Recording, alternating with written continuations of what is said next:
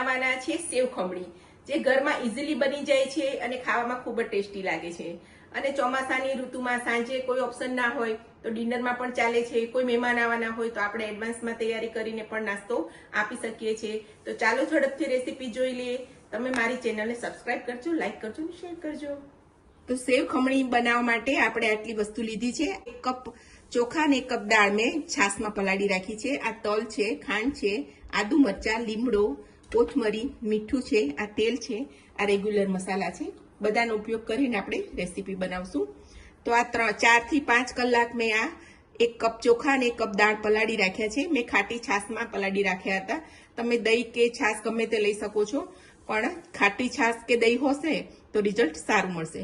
તો હવે એને આપણે મિક્સર જારમાં લઈ અને પીસી નાખશું.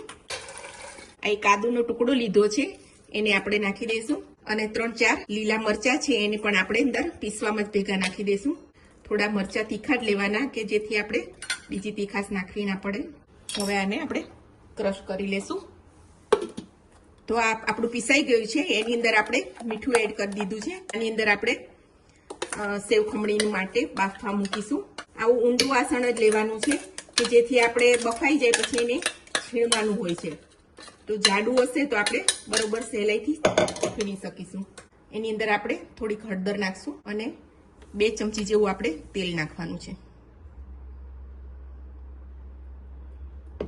આની અંદર આપણે સોડાનો ઉપયોગ નથી કરવાનો અને એકદમ ઝીણું પણ નથી પીસવાનું. થોડું દરદરું પીસાશે તો પણ આપણી એકદમ કરકરી આપણી બનશે.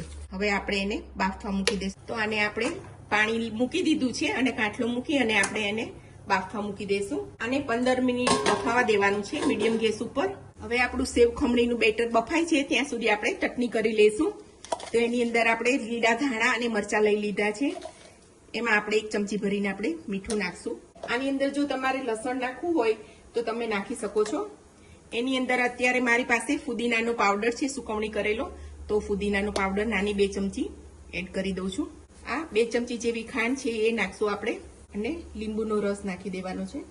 સેવ ખમણીમાં ચટણી ખૂબ જ સરસ લાગે છે, ટેસ્ટી. એટલે ચટણીમાં થોડા ચડિયાતા મસાલા કરી અને આપણે એકદમ ટેસ્ટી બનાવવાની છે. મરચાં પણ મેં તીખા લીધા છે, તેથી તીખી અને ખાટી મીઠી આપણી ચટણી બનશે. હવે આને થોડું પાણી નાખી અને આપણે એકદમ સ્મૂથ તૈયાર કરી લઈશું. તો આપણી ચટણી ક્રશ થઈ ગઈ છે. આની અંદર મેં ઠંડુ પાણી, એકદમ ચિલ્ડ પાણી નાખ્યું છું. તમે બરફ પણ આમાં એડ કરી શકો છો. એકદમ તીખી અને ખાટી મીઠી આપણી ચટણી તૈયાર થઈ ગઈ છે. તો આપણે આ ઢોકળા બફાઈ ગયા છે. તો હવે એને આપણે કાઢી લઈશું. આને એકદમ ઠંડુ થવા દેવું પડે છે. 1 કલાક સુધી એકદમ ઠંડુ થાય પછી જ આપણે એને કાઢવાનું છે. તો હવે એને આપણે આ ખમણીથી બધું છીણી અને સરસ ખમણ કરી લેશું. તો સેવ ખમણીનું ખમણ આપણું એકદમ રેડી થઈ ગયું છે. એકદમ છૂટું છૂટું અને દરદરું આપણે પીસ્યું હતું એટલે એકદમ પરફેક્ટ બન્યું છે. હવે આપણે એને વઘારી દઈશું. તો પેન મૂકી દીધું છે. આની અંદર આપણે સરખું તેલ મૂકવાનું છે. આપણે મોટા 3 ચમચા જેવું આપણે તેલ મૂકી દઈશું. તો તેલ ગરમ થઈ ગયું છે. આપણે 1 ચમચી રાઈ નાખી દઈશું. રાઈ ફૂટવા માંડી છે તો આપણે એમાં ચપટી હિંગ નાખી દઈશું, મીઠો લીમડો નાખી દઈશું અને આ તલ એડ કરી દઈશું. ત્યારબાદ આપણું આ ખમણ બધું નાખી દેવાનું છે ને હવે આપણે એને સારી રીતે હલાવી લેશું. એની અંદર આ મેં 3 ચમચી જેવી દળેલી ખાંડ લીધી છે, તો એ આપણે એડ કરી દઈશું. તો તેલ, ખાંડ બધું આપણું સરસ મિક્સ થઈ ગયું છે.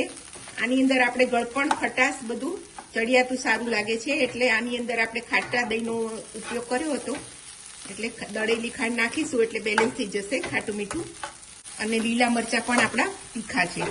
તો હવે આને આપણે બાઉલમાં લઈ લઈશું અને પછી આપણે પ્લેટ તૈયાર કરીશું.